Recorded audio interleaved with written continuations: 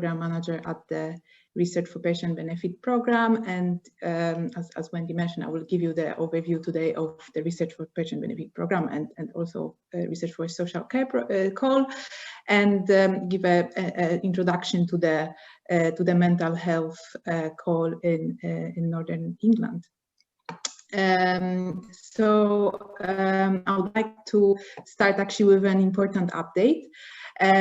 We are pleased to let you know that the rapid one-stage RFPB-RFSC call, which we announced, as you know, a couple of weeks ago, and which will launch next week on 1st of June, will be followed by 2 separate RFPB and RFSC calls with mental health team. So these mental health team regular competitions will complement the rapid call, and they will also provide an opportunity for applying to researchers who may not be able to do so within the time frame of the rapid call, or need additional time to build up their stage 1 application. So as you can see from the provided timeline here, both RFPB and RFSC competitions will launch in July, and funding decisions will be made in a year's time. So there will be, as opposed to the rapid call, this will be our standard two-stage process competitions. So as the details and dates of these additional calls have just been agreed earlier this week, we were not able to share them until just now, and so please look out for further communication about this on our website. That will be available later today. Yes, so today I will cover the scope and funding limits of RFPB and RFSC call, and then I will talk about, I will cover the mental health call. Yes, so starting with the program, Research for Patient Benefit program. The program is a national research funding program that funds on a regional level.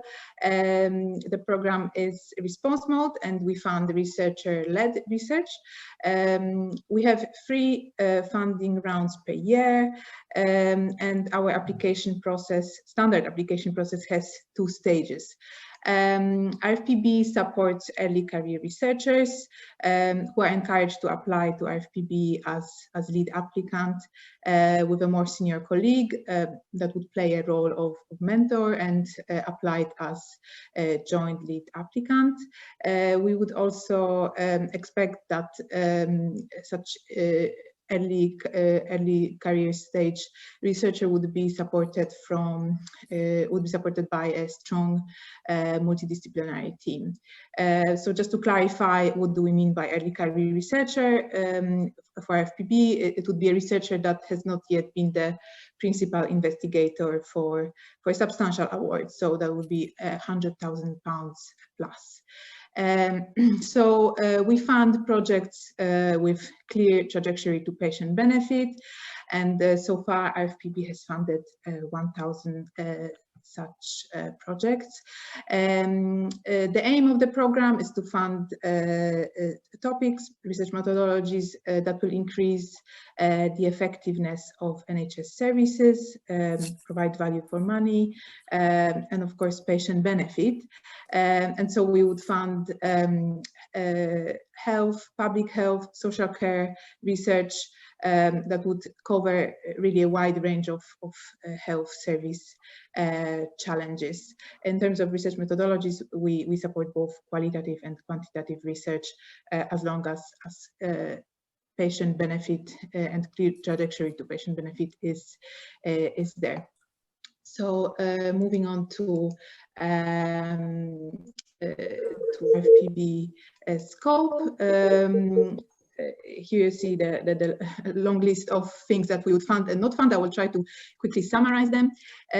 So RFPB would fund studies which evaluate the provision and use of NHS services, evaluation of interventions, their effectiveness, cost effectiveness. We would fund evaluations of innovations and developments, preparatory research before randomized controlled trials, so that would be feasibility studies, and other research that would require follow-on funding from other funders. We would fund development and refinement of new interventions, scales, outcome measures. We would fund need assessments, evidence synthesis, systematic reviews, and exploratory studies. What we would not fund is laboratory-based research and basic science research, and that includes animal work.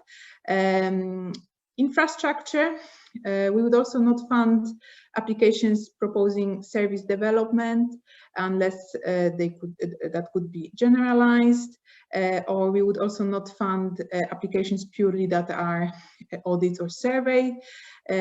However, this component could be part of it could be integrated into a research study, so being part of it. We would also not fund research priority setting. Moving on to research for social care call. Following a successful social care call in 2018, that was run as a separate call, the Research for Patient Benefit has incorporated it and now has an annual Research for Social Care call under its umbrella, and similarly to RFPB, RFSC call is the response mode and funds researcher-led research. There is just one round per year, and application process has 2 stages. Research for social care call would support research projects with a high degree of involvement from relevant users of social care and social care practitioners for the research. The research, RFSC would support research which generates evidence to improve, expand and strengthen the way adult social care is delivered for users of social cares in the public. And yes, similarly to RFPB, in terms of methodologies, both qualitative and quantitative research with a clear trajectory is in scope. Moving to actually broader scope, so social care is a broad topic, and so we are listing here just suggested topics that are in scope of RFSC, and of course this list is not exhaustive, but going through those main ones, what would be in RFSC scope is social care needs and their relevant outcomes, developing a more robust evidence base for current ways of working, or developing and evaluating new ways of delivering social care. RFSC would also fund research on care users and care circumstances and needs, but also those who deliver social care, including unpaid carers and the staff and the professionals involved in the delivery of social care, such as social workers. RFSC would also fund secondary data analysis, record linkage and reviews, and research methods development. In terms of available funding, so for individual project during standard competition is up to 350,000 for up to 36 months. So again, please note that that doesn't apply to our rapid call, where we ask for the proposals to be 24 months long. However, the two other calls would fall under this rule. So we ask for 36 months long, up to 36 months long proposals. So at RFPB, we have a funding tiering system that aims to balance the likelihood of a proposal achieving patient benefit against its costs. So we would consider a budget of £300,000 for proposals with a clear and close trajectory to patient benefit. Such as randomized controlled trial. Feasibility studies, which would fall under Tier 2, are expected normally to cost up to 250,000, and later on the proposals that will generate results that might be useful for more downstream investigations are expected to cost less than £150,000 under Tier 3. So RFSC does not apply formal tiers as RFPB does, and the approach is that funding would be awarded to proposals in relation to their trajectory to achieving social care benefits. So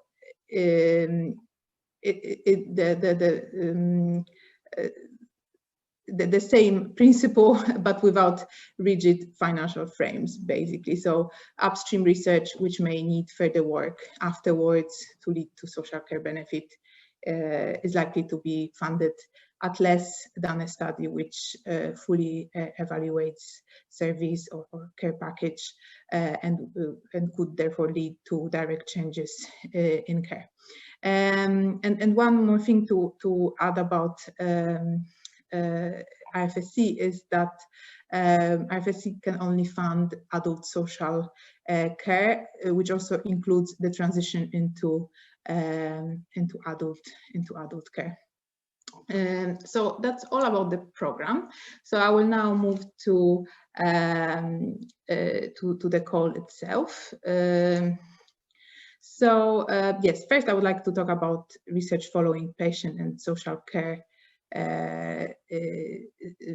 need, which is the key focus of this call. So bringing clinical and applied research to underserved communities, be it patients, carers, or social care users, is one of the areas of strategic focus, as highlighted by Professor Chris Whitty and Dr. Louise Wood in the research agenda published back in 2017. And so NIHR encourages research teams to think more carefully about where they will recruit from to their studies. So the mental health call has regional focus in the north, and we encourage researchers from across England to participate and apply. However, to ensure that the research takes place where burden is, patient burden is, we require that the recruitment of the participants to the studies is from the northern regions. And researchers applying under this call are encouraged to use a research targeting tool that is developed and operated by CRN, Clinical Research Network.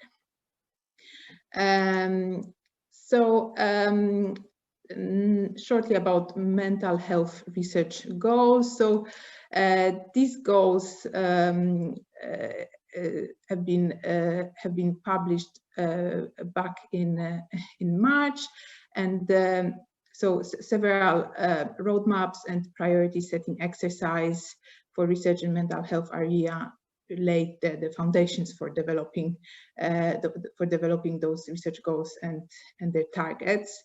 And the work on developing them started back in 2017 and was initiated by the Chief Medical Officer for England in the Department of Health and Social Care, and that was worked together with a multidisciplinary group made up of clinicians, academics, major mental health research funders, charities, and representatives from service user groups, also representatives from Public Health England and NHS. So the goals presented here to you, it's important to know that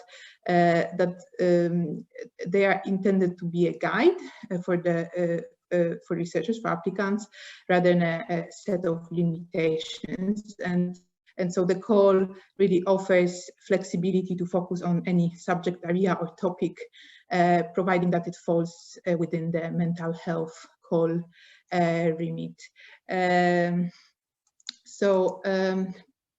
Here is the